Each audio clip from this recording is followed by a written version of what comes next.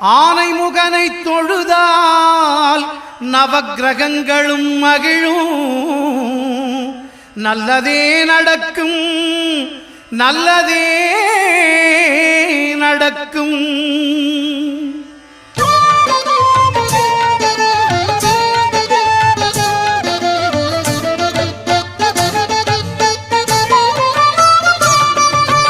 ஒன்பது கோளும் ஒன்றாய் காண